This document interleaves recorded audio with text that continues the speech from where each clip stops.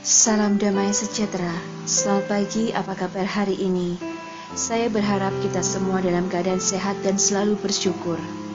Senang sekali kita dapat berjumpa dalam renungan singkat Minggu Pekan Biasa ke-20, Kamis 18 Agustus 2016, bersama saya Maria Claudia dari Jakarta. Marilah kita awali renungan singkat pagi ini dengan mendengarkan Injil Tuhan kita Yesus Kristus menurut Matius bab 22 ayat 1 sampai dengan ayat 14. Pada suatu ketika Yesus berbicara kepada para imam kepala dan pemuka rakyat dengan memakai perumpamaan. Ia bersabda, "Hal kerajaan surga itu seumpama seorang raja yang mengadakan perjamuan nikah untuk anaknya. Ia menyuruh hamba-hambanya memanggil orang-orang yang telah diundang ke perjamuan nikah itu, tetapi mereka tidak mau datang. Raja itu menyuruh pula hamba-hamba lain dengan pesan, 'Katakanlah kepada para undangan, hidanganku sudah kusediakan, lembu-lembu jantan dan ternak piaraanku telah disembelih, semuanya telah tersedia. Datanglah ke perjamuan nikah ini.' Tetapi para undangan itu tidak mengindahkannya. Ada yang pergi ke ladangnya, ada yang pergi mengurus usahanya, dan yang lain menangkap para hamba itu, menyiksa dan membunuhnya. Maka murkalah raja itu.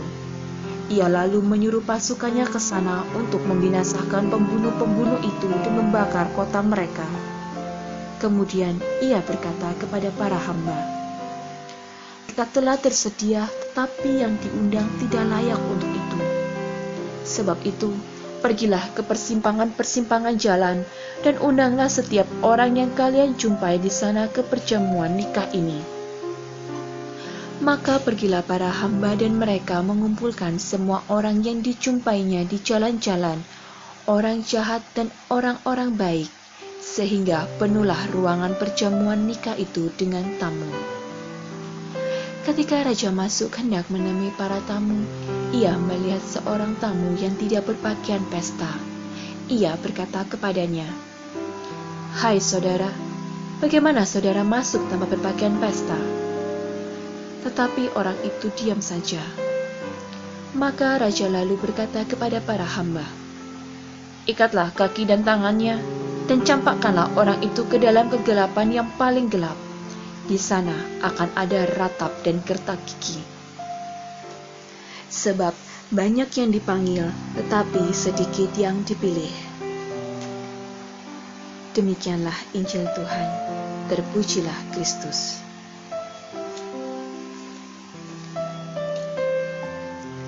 Pesta merupakan sebuah ungkapan syukur atas apa yang telah terjadi dalam hidup kita. Sebuah pesta akan berarti jika para undangan dapat turut merasakan sukacita penyelenggara pesta. Demikian pula Tuhan. Hari ini Tuhan mengajak kita untuk berpesta. Tuhan ingin kita selalu dekat dengannya. Tuhan ingin kita selalu hadir dalam undangan perjamuannya. Pesta yang Tuhan selenggarakan bukan hanya untuk golongan tertentu, tetapi untuk semua umatnya tanpa memandang seberapa besar kesalahan umatnya. Asalkan umatnya bersedia masuk dan ikut dalam pesta. Di dalam pesta, Tuhan telah menyediakan banyak santapan lezat untuk kita. Namun, tugas kita bukan hanya menjadi tamu undangan, tetapi ikut serta untuk menyelenggarakan pesta. Jika kita yang awalnya berpakaian compang-camping karena dosa telah diampuni dan diberi pakaian indah oleh Tuhan, masa kita tidak melakukan hal yang sama dengan belajar atau berusaha mengampuni orang lain dan mencoba tersenyum tulus bagi musuh kita?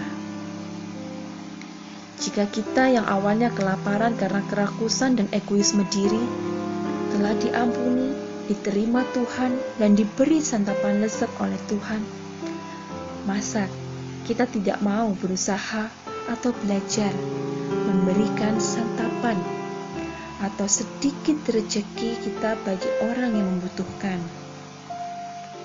Dan jika kita yang awalnya kedinginan karena kesombongan hati kita, ketegaran hati kita, telah Tuhan berikan kehangatan dengan api cinta dan air keselamatan, dengan mengajak kita untuk masuk ke dalam rumah Tuhan.